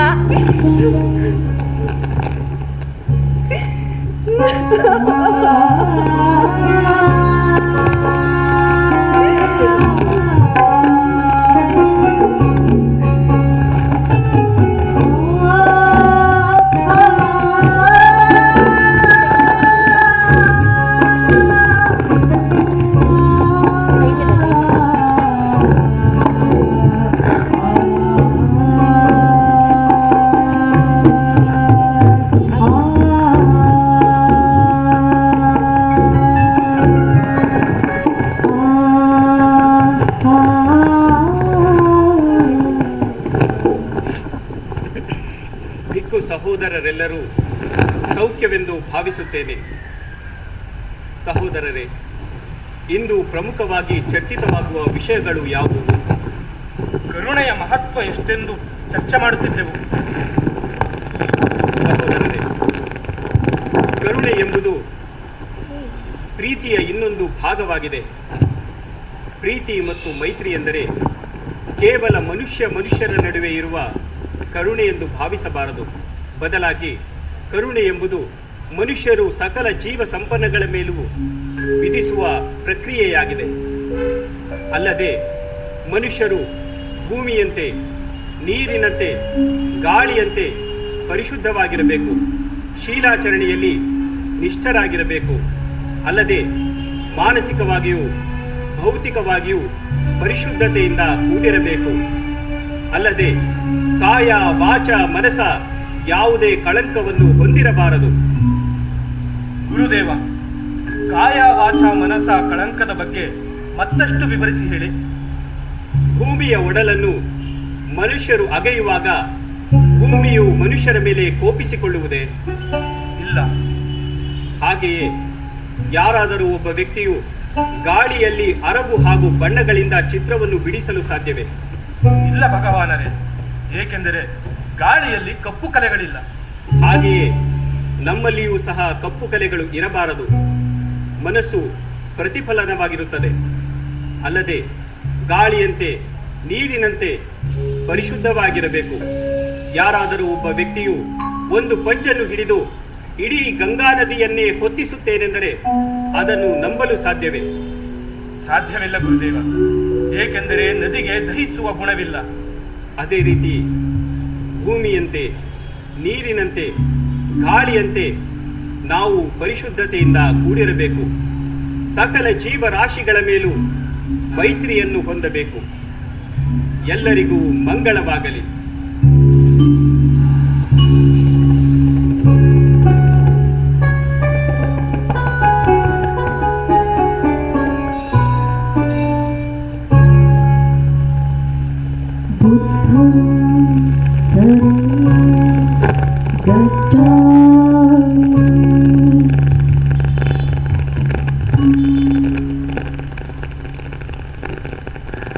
ಭಗವಾನ್ ಬುದ್ಧರಿಗೆ ನನ್ನ ಪ್ರಣಾಮಗಳು. ಮಂಗಳವಾಗಲಿ. ಪೂಜ್ಯರೇ, ನೀವು ಸೂಚಿಸಿದಂತೆ ನನ್ನ ಸಂಪೂರ್ಣ ಕೇಶವನ್ನು ತೆಗೆಸಿಕೊಂಡು ಬಂದಿರುವೆ. ಈಗಲಾದರೂ ಆನಂದರೊಡನೆ ನನ್ನ ವಿವಾಹಕ್ಕೆ ಸಮ್ಮತಿ ಸೂಚಿಸುವಿರಾ? ಮಗಳೇ, ನಿನಗೆ ಆನಂದನನ್ನು ಕಂಡರೆ ಅಷ್ಟೊಂದು ಇಷ್ಟವೇ? ಹೌದು ಪೂಜ್ಯರೇ, ಅವರನ್ನು ಕಂಡರೆ ನನಗೆ ತುಂಬಾ ಇಷ್ಟ. ಮಗಳೇ, ನೀನು ಆನಂದನನ್ನು ಇಷ್ಟಪಡಲು ಅವನ ಯಾವ ಗುಣಗಳಿಂದ ಆಕರ್ಷಿತಳಾದೆ? ಅವನ ಯಾವ ವಿಷಯಗಳು ನಿನ್ನನ್ನು ಅವನತ್ತ ಸೆಳೆದವು ಮಗಳೇ? ಪೂಜ್ಯರೇ, ಮೊದಲ ಭೇಟಿಯಲ್ಲಿ ಚಂಡಾಲ ಕುಲದವಳಾದ ನನ್ನ ಬಗ್ಗೆ ಯಾವುದೇ ಭೇದ ತೋರದೆ ನನ್ನಿಂದ ನೀರನ್ನು ಸ್ವೀಕರಿಸಿ ಕುಡಿದಿದ್ದಾರೆ. ಅವರ ಈ ಭೇದ ಭಾವವಿಲ್ಲದ ಗುಣ ನನ್ನನ್ನು ಆಕರ್ಷಿಸಿತು. ಅಲ್ಲದೆ ನೀರನ್ನು ಸುರಿಯುವಾಗ ಅವರನ್ನೇ ದಿಟ್ಟಿಸಿ ನೋಡುತ್ತಿದ್ದ ನನಗೆ ಅವರ ಮೊಗದಲ್ಲಿದ್ದ ಮಂದಹಾಸ, ಅಗಲವಾದ ಹಣೆ, ನಕ್ಷತ್ರಗಳಂತಿರುವ 2 ಕಣ್ಣು, ಅವುಗಳ ಮಧ್ಯೆ ನೀಳವಾಗಿದ್ದ ಮೂಗು, ಕಿರುನಗೆ ಬೀರುತ್ತಿದ್ದ ತುಟಿಗಳು ಹಾಗೆ ಮಧುರವಾಗಿ ಸುಂದರವಾಗಿದ್ದ ಅವರ ಕಂಠಸಿರಿ, ಅಲ್ಲದೆ ಅವರ ದೇಹಕ್ಕೆ ನೀಳವಾಗಿದ್ದ ಕೈಕಾಲುಗಳು ಇಂದಿಗೂ ನನ್ನ ಮನಸ್ಸಲ್ಲಿ ಅಚ್ಚಳಿಯದೆ ಉಳಿದಿರುವ ಅವರ ದೇಹ ಸೌಂದರ್ಯದ ಆಕರ್ಷಣೆಗಳೇ ನನ್ನನ್ನು ಪ್ರಭಾವಿಸಿದ್ದು ಗುರುವೆ. ಮಗಳೇ, ಈ ನಿನ್ನ ಆಕರ್ಷಣೆಯ ಕಣ್ಣುಗಳು ಕಣ್ಣೀರಿನ ತವರು, ಮೂಗು ಶ್ಲೇಷ್ಮದ ಗೂಡು, ಬಾಯಿ ಸದಾ ಎಂಜಲನ್ನು ಸುರಿಸುತ್ತಿರುವ ಜಾರು, ಕಿವಿಗಳು ಕೊಳೆಯ ಕಣಜ. ಇನ್ನು ಮೋಹಾಕರ್ಷಣೆಗೊಳಪಡುವ ಈ ಸುಂದರ ದೇಹ ಅನೇಕ ಎಲುಬುಗಳ ಗೂಡು, ಅದನ್ನು ಹೆಣೆದಿರುವ ನರಗಳ ಬಲೆಗೆ ಆವರಿಸಿಕೊಂಡಿರುವ ಮಾಂಸಖಂಡಗಳು, ಅದರ ಮೇಲೆ ಕವಚದಂತಿರುವ ಚರ್ಮದ ಹೊದಿಕೆ, ಆ ಚರ್ಮದ ಹೊದಿಕೆಯಿಂದ ಸಹಸ್ರಾರು ರಂಧ್ರಗಳ ಮೂಲಕ ಹೊರಸೂಸುವ ಮಲಿನತೆಯ ಬೆವರು, ಆ ಬೆವರನ್ನು ಆವರಿಸಲು ಕಾದಿರುವ ಸೂಕ್ಷ್ಮಜೀವಿಗಳು, ಇನ್ನು ನಾವು ಸ್ವೀಕರಿಸುವ ಆಹಾರವನ್ನು ತ್ಯಾಜ್ಯ ರೂಪದಲ್ಲಿ ಹೊರಹಾಕುವ ದ್ವಾರಗಳು. ಹೀಗೆ ಮನುಷ್ಯನ ದೇಹವು ಅನೇಕ ಕೊಳಕಿನ ಗುಡಾಣ ಮಗಳೇ. ಪೂಜ್ಯರೇ, ಹಾಗಾದರೆ ಗಂಡು ಹೆಣ್ಣು ವಿವಾಹವಾಗುವುದು ಪ್ರಕೃತಿಗೆ ವಿರುದ್ಧವೇ? ಖಂಡಿತವಾಗಿ ಇಲ್ಲ ಮಗಳೇ. ನಿನ್ನ ಪ್ರೇಮವು ಏಕಮುಖವಾಗಬಾರದು. ನೀನು ಪ್ರೇಮಿಸುವ ವ್ಯಕ್ತಿಯು ನಿನ್ನನ್ನು ಸಹ ಪ್ರೇಮ ಭಾವದಿಂದ ಕಾಣಬೇಕು. ಅನುರಾಗವು ಪರಿಶುದ್ಧ ಅಂತರಗಂಗೆಯಾಗಬೇಕೇ ವಿನಃ ಆಂತರ್ಯದ ಜ್ವಾಲಾಮುಖಿಯಾಗಬಾರದು. ನಿನ್ನ ಆಲೋಚನೆಗಳು ಅವರ ಆಲೋಚನೆಗಳಾಗಬೇಕು. ನಿನ್ನ ಭಾವನೆಗಳು ಅವರ ಭಾವನೆಗಳಾಗಿ ಪರಿಭವಿಸಬೇಕು. ನಿನ್ನ ಬಯಕೆಗಳು ಅವರ ಹಿತವನ್ನು ಕಾಯಬೇಕು, ಬದಲಾಗಿ ಅವರ ಸ್ವಾತಂತ್ರ್ಯಕ್ಕೆ ಧಕ್ಕೆಯುಂಟು ಮಾಡಬಾರದು. ಹೀಗೆ ಮನಸ್ಸುಗಳು ಒಂದೇ ವೇಗದಲ್ಲಿ ಚಲಿಸುವ ನದಿಯಂತೆ ಸರಾಗವಾಗಿ ಪ್ರಶಾಂತವಾಗಿ ಜೊತೆ ಜೊತೆಯಲ್ಲಿಯೇ ಚಲಿಸಬೇಕು. ಅದುವೇ ವಿವಾಹ. ಇನ್ನು ನೀನು ಈ ಆನಂದನನ್ನು ವಿವಾಹವಾದರೂ ಅನುಭವಿಸುವ ಸುಖವು ಶಾಶ್ವತವಾದುದಲ್ಲ ಎಂದ ಮೇಲೆ ಕ್ಷಣಿಕ ಸುಖದ ಬಯಕೆಗಾಗಿ ನಿನ್ನನ್ನು ನೀನು ದುಃಖಕ್ಕೆ ಈಡು ಮಾಡಿಕೊಂಡು ಈ ಆನಂದನನ್ನು ಆ ದುಃಖದ ಕೂಪಕ್ಕೆ ದೂಡುವೆಯಾ? ನಿನ್ನ ಮನೋಕಾಮನೆಗಳನ್ನು ಈಡೇರಿಸಿಕೊಳ್ಳಲು ಈ ಶುದ್ಧ ಮನಸ್ಸಿನ ಶೀಲವಂತ ಆನಂದನನ್ನು ಪಡೆಯಬೇಕೆಂಬ ಹಂಬಲವು ಈತನ ಚಾರಿತ್ರ ವಧೆಯಾಗುವುದಿಲ್ಲವೇ? ಆನಂದನು ಕರುಣೆ ಎಂಬ ಪರಮದೆಯನ್ನು ಹೊಂದಿದವನಾಗಿ ನಿನ್ನನ್ನು ಸೋದರಿ ಭಾವದಿಂದ ಕಂಡಿದ್ದಾನೆ ಹೊರತು ನೀನು ತಿಳಿದಿರುವಂತೆ ಪ್ರೇಮ ಭಾವದಿಂದಲ್ಲ. ಆನಂದನು ತನ್ನ ಸ್ವಯಂ ನಿರ್ಧಾರದಿಂದ ಪಂಚಶೀಲಗಳ ಬ್ರಹ್ಮಚರ್ಯ ವೃತ್ತದಲ್ಲಿ ನಿಷ್ಠನಾಗಿ ಅದರ ನಿಯಮಗಳಿಗೆ ಬದ್ಧನಾಗಿದ್ದಾನೆ. ಹೀಗಿರುವಾಗ ಅವನನ್ನು ಸಂಸಾರದ ಬಂಧನಕ್ಕೆ ಈಡು ಮಾಡುವುದು ಸರಿಯೇ? ಒಮ್ಮೆ ಆಲೋಚನೆ ಮಾಡಿ ನೋಡು ಮಗಳೇ. ಹೌದು ಗುರುದೇವ, ಹೌದು. ಇದು ಸರಿಯಲ್ಲ, ಇದು ಸರಿಯಲ್ಲ. ಏಕಮುಖವಾಗಿದೆ ನನ್ನ ಆಲೋಚನೆ. ನನ್ನ ಬಯಕೆ ಅದು ನನ್ನದು ಮಾತ್ರ. ನನ್ನ ನಿರ್ಧಾರವೇ ಅವರ ನಿರ್ಧಾರವಾಗಬೇಕೆಂದು ಬಯಸುವುದು ಅವರ ಸ್ವಾತಂತ್ರ್ಯದ ಮೇಲೆ ಬಲವಂತವಾಗಿ ಹೇರುವ ಆಕ್ರಮಣ. ಶಾಂತಿವಂತರ ಮನಸ್ಸಿಗೆ ನಾನು ಕೊಡುವ ಯಾತನೆ. ಅಜ್ಞಾನದ ಕಾರಣದಿಂದ ನಮ್ಮಂಥವರು ಹಲವಾರು ಸಂಕಷ್ಟಗಳಿಗೆ ಸಿಲುಕಿ ಭವಬಂಧನಗಳ ಸೆರೆಮನೆಯೊಳಗೆ ಸೆರೆಯಾಳಾಗಿ ಬದುಕುತ್ತಿರುವೆವು. ಈ ದುಃಖದ ಬದುಕಿನಿಂದ ಮುಕ್ತಿಗೊಳಿಸುವ ಮಾರ್ಗವನ್ನು ಸೂಚಿಸಿ ಮಹಾಪ್ರಭುವೆ. ಅಲ್ಲದೆ ಸನ್ಮಾರ್ಗದಲ್ಲಿ ಸಾಗುತ್ತಿರುವ ತಮ್ಮಂತವರ ಸೇವಾ ಕಾರ್ಯದಲ್ಲಿ ಮುಂದುವರಿಯಲು ಅನುಮತಿ ನೀಡಬೇಕೆಂದು ನನ್ನ ಮನವಿ. ಸಂತೋಷವಾಯಿತು ಮಗಳೇ, ಬಹಳ ಸಂತೋಷವಾಯಿತು. ಪ್ರಣಾಮಗಳು ಗುರುದೇವ. ಮೂಡಿತು. ಪ್ರಣಾಮಗಳು ಗುರುದೇವ. ಮನುಷ್ಯನ ಬದುಕಿನ ಚಕ್ರದ ಬಗ್ಗೆ ಅರಿವು ಮೂಡಿದೆ. ಚಿಂತಿಸದಿರು ತಾಯಿ. ನಿನ್ನ ಮಗಳು ಇನ್ನು ಮುಂದೆ ನಾನು ಬೋಧಿಸುವ ಧಮ್ಮ ಸಂದೇಶವನ್ನು ಈ ಗ್ರಾಮದ ನಿವಾಸಿಗಳೆಲ್ಲರಿಗೂ ಪ್ರವಚನದ ಮೂಲಕ ತಿಳಿಸುವಳು. ಇನ್ನು ಮುಂದೆ ಈಕೆಯ ಬಗ್ಗೆ ಚಿಂತಿಸದಿರು ತಾಯಿ. ಧನ್ಯಳಾದ ಗುರುದೇವ. ಎಲ್ಲರಿಗೂ ಮಂಗಳವಾಗಲಿ. ಭವತು ಸಪ್ಪ ಮಂಗಳ.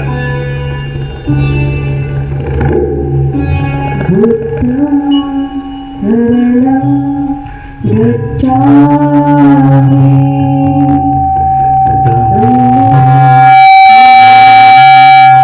ಗಚ್ಛಾಮಿ ಸಂಘಂ ಶರಣಂ गच्छामि